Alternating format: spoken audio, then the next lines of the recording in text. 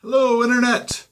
Today I want to talk to you about a older role-playing game, one that doesn't get a lot of attention anymore, but has always been very near and dear to my heart. And that is Cyberpunk 2020, the role-playing game of the dark future. Written in 1990, published by Talsorian Games, and written by the great Mike Pondsmith. Cyberpunk 2020 is a game that shows kind of a stylized vision of the near future, kind of through the eyes of the late 80s, early 90s when it was written. Sort of a Gibson-esque, Blade Runner, Johnny Mnemonic kind of world where there's evil megacorporations and it's very dystopian, very stylized world. And I first became aware of Cyberpunk in 1996. I've been playing different games for several years, and a friend of mine showed me this book. He said, "Hey, check this out." And I read it, and I was immediately in love with the world and with the system, the interlock system that it uses. One of the first things I noticed about it is I judge a book by its art. Probably not the most fair thing, but art really means a lot to me in a role-playing book. And the art in this book is, once again, pure style. Very in the sense of Patrick Nagel. Nagel was the artist that is famous for Duran Duran's album cover for Rio.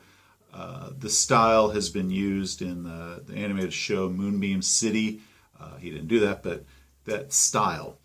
And everything about the book beyond that, from the slang that's just used throughout the whole rule system, to the ways that it tries to gear the player into the mindset just by reading the actual system rules, just drip style. And I love that about it. The interlock system is a skill-based system. So there's not really class levels like you'd find at Dungeons and Dragons or D20 systems. So if you use a skill, you get better in that particular skill.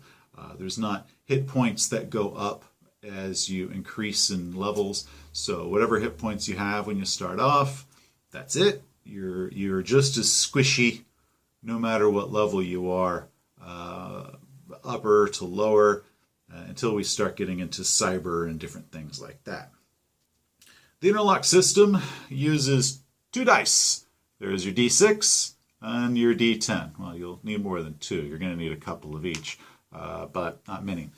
So all of your D4s and your D8s and your D12s and your D20s that you have collected, you don't need them. Just throw them out.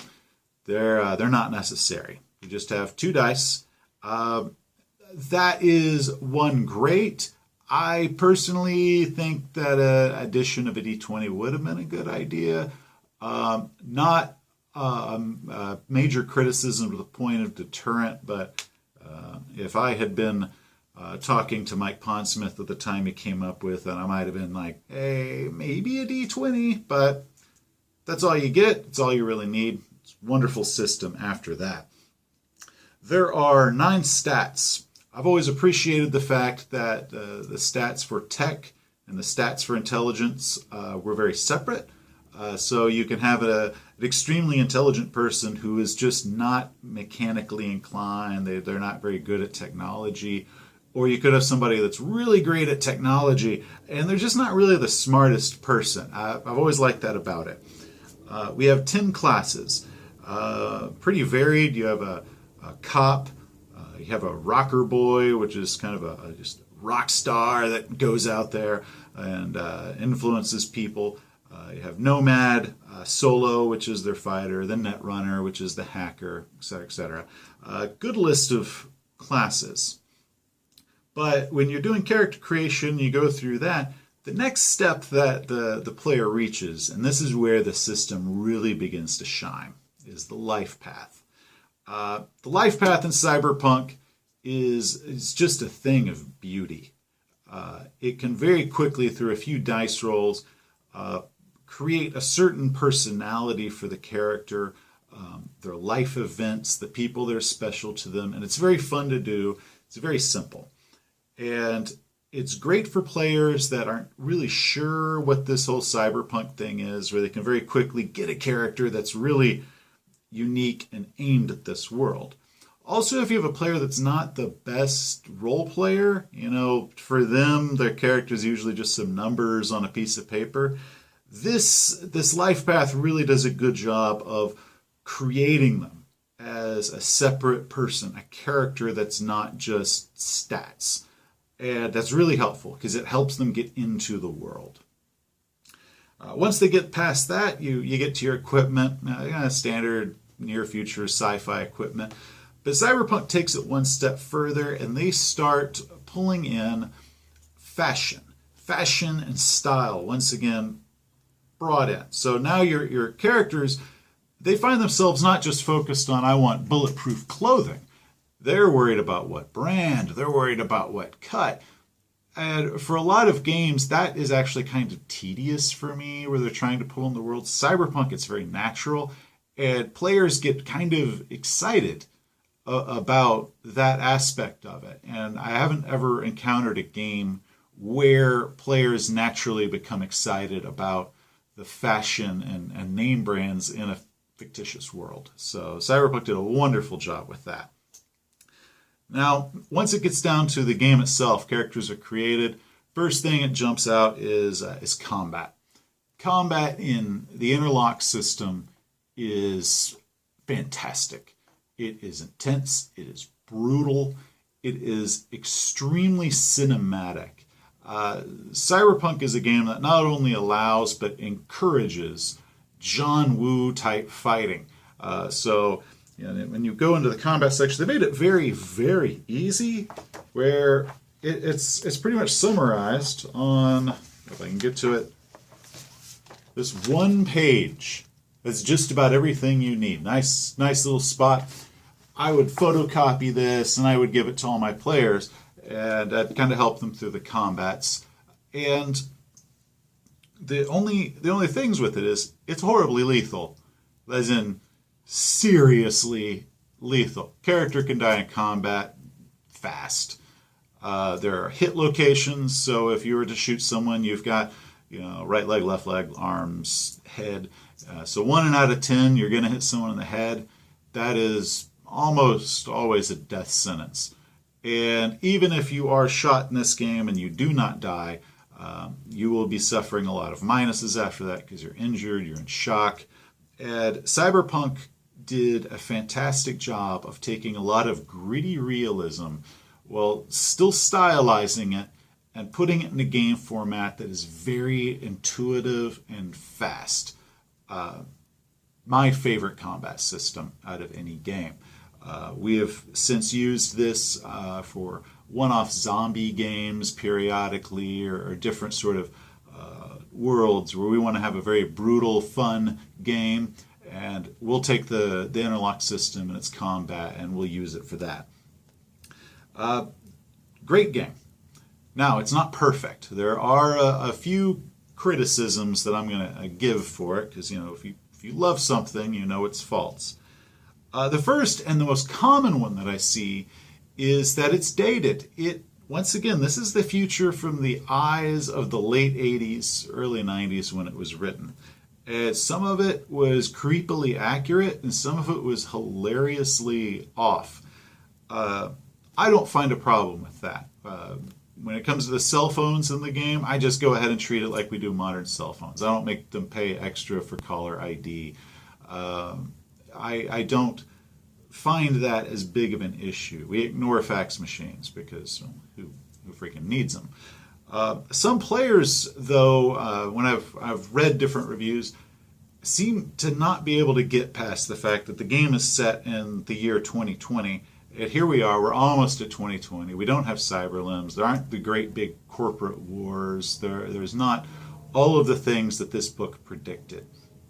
So really, if this is a problem that's going to hinder your players, they probably lack the imagination to be good role players. But hey, if you got to keep them, the two ways to approach it are: one, when the book introduces the timeline, then go ahead and say that's when this world schismed from our own. For starting in 1990, this is now a parallel world that has an alternate history. The other is just take 30 years, add it to the book states. So you're playing Cyberpunk 2050, ta-da. I don't consider it a problem, but some people seem to be hung up on it. To me, it's mostly kind of chuckle-worthy and a little kind of a joke that we would make with the players periodically. That's not a problem. The next one, okay, we start getting into real problems. That's fumbles. Once again, everything in the game is based off of a D10. Rolling a 1 is a fumble. That gives you a 10% chance that any time you're trying to do a skill check or combat, that you're going to fail. And so if you fail, you roll on a fumble table. There's different tables in here depending on what type of skill you were attempting to do. And the first few on it necessarily aren't that bad. It's just you mess up, no big deal. So 1 through 4 usually. But then you've got your 5 through 10, and that's where you start getting into some pretty potentially catastrophic fumbles. Players accidentally shooting each other, shooting themselves, destroying everything. That has completely altered a few games for us over the years. Most of the time, it's actually hilarious, that unforeseen variable kicking in, and at the time, everyone's like, "Oh no!" And then later on, we're like, "Oh my God, that was great." But it's also not been great. We've had a few times where that has really, really sucked. Fumbling is a little too easy in the interlock system. Once again, it's perfect if you're doing one-shot zombie games or just a one-shot run at Cyberpunk. Great, embrace it, run with it. Longer-term campaigns, it can be a little problematic. There's some workarounds that I'll talk about in a bit, but for everything that's between the pages of this single book, fumbles can be a problem. So, word of warning. The next thing that's a problem, and this one is not as easy to look past, and that is net running. Net running in Cyberpunk is awkward. It's weird. I don't like it. It is a separate game. So if you're going to be running this game, you learn the interlock system. Everybody comes up with characters. You learn the rules, and you play. But then for your netrunner, you have to learn almost a completely different game. And that is the world of the cyberspace, what's going on inside the Matrix. And it leads to a few problems because, one, it's written in a very pre-internet age where nobody really understood computers. So it's kind of goofy. It's almost like magic. But more importantly, when a player enters cyberspace, you are going to be using a different game. I would actually have to use 2 separate boards. Use the real world and then bust out cyberspace. That means that whenever your netrunner is doing their thing, the rest of the players are kind of sitting there, nothing to do, bumming around. That's the last thing you want for your players, is them just sitting there. Same goes if your players are playing. Your netrunner is just kind of sitting there twiddling their thumbs for a long period of time at the game, bored. And bored players, no one wants bored players. It is set up to where you can do them simultaneously, where rounds can take a similar amount of time. So while your characters might be raiding the megacorp's building to steal the MacGuffin, and the netrunner hacks in and they're going to disable the security alarms and turn off all of the killer robots, and you can run them simultaneously as they're attacking the real fortress and then attacking the data fortress. But as a GM, that now means that you are running simultaneously 2 completely different systems. It's not like Bobby Fischer doing multiple chess games. This is like, Bobby Fischer playing chess and then Risk at the same time. It's very hard. The workaround that I did and a lot of other GMs have done is we've just turned net running into an NPC thing. If the characters need a netrunner, they're an NPC. We don't show it. That's kind of cheating the game as far as potential of what it's offering.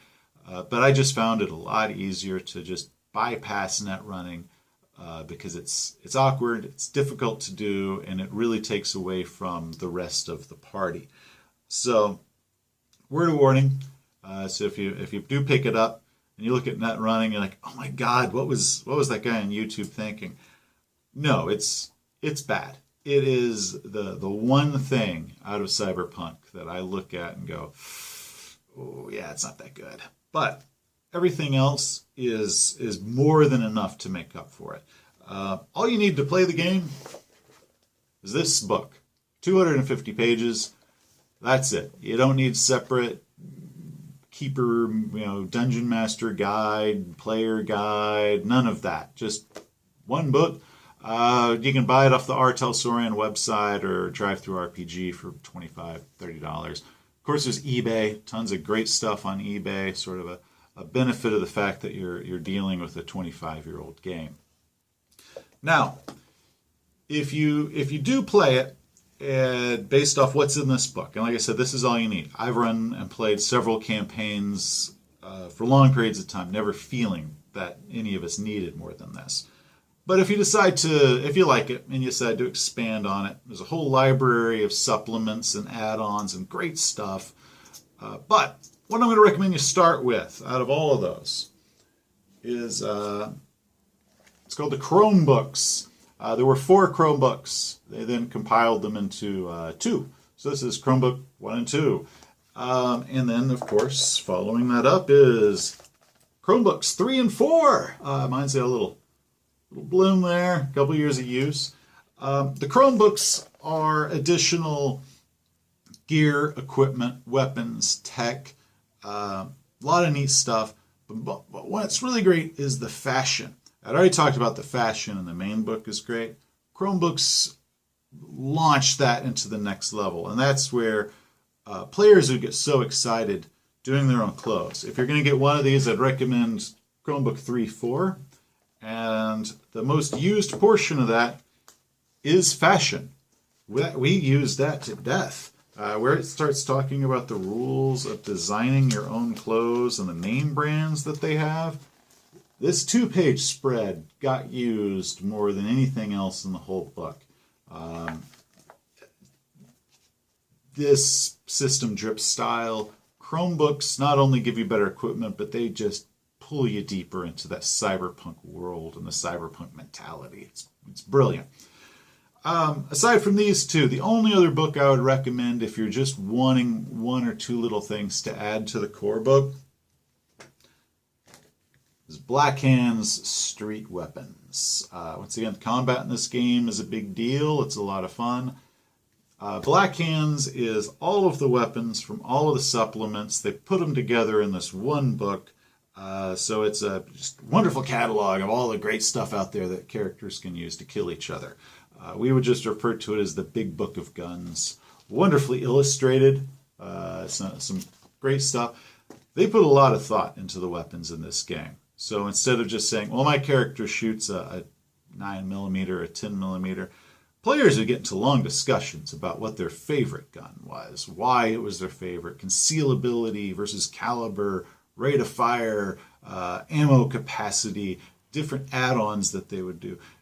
They get really into this. And once again, it pulls in this concept of these fictitious brands. Really great book to use for gaming. Once again, adds to the world, adds to that style. Those are the first ones that I would start with if you're going to make any purchase of add-ons. Not necessary, totally optional. Once again, if you do start playing Cyberpunk, or you enjoy the interlock system to use for your own little one-off games, can't recommend zombie games enough using this. Awesome. But if you try it and you want a little bit more, once you've tried this out and you've got an idea of how interlock works, Data Fortress 2020 is a fan-run site that has gotten permission to add their own kind of house rules into what they call Interlock Unlimited. Now, it's a PDF. You download the PDF for free. And I printed this, I spiral bound it, and it's 75 pages that addresses all the problems with Cyberpunk, and then addresses some cool stuff and adds things that were never promised, like never problems, but now they're better. So the issue with fumbles, mostly taken away. Your chances of fumbling go down based off the level of the skill you fail. Net running, totally streamlined. Net running in Interlock Unlimited is fun. Classes, oh my god, there's a million more classes, and they really changed how classes work. Now, skills are available for absolutely everyone. Classes just emphasize certain skills versus have a unique one to themselves. Great system. I have used Interlock Unlimited. I kind of went past Cyberpunk. We've used it for fantasy, classic fantasy. We've used it for pulp 1920s pulp games. We use it for just different modern era action games. So if you like Cyberpunk, some of the rules you can't really get past. Interlock Unlimited, cannot recommend this enough. Great fan add-on to it. But once again, not needed. So if you're a GM or if you're just a player and you want to try something a little different, without making too huge of an investment, Cyberpunk 2020 is one book, and that's all you need. And you could play this for years, and all you would ever need is this one book. So give it a shot. If you're an old role player like me and you have this sitting around, maybe just dust it off, give it a look, give your players something a little different, and something that just kind of drips attitude and has the most really John Woo awesome combat that I've ever seen in a role-playing game. So enjoy it. Once again, you know the drill.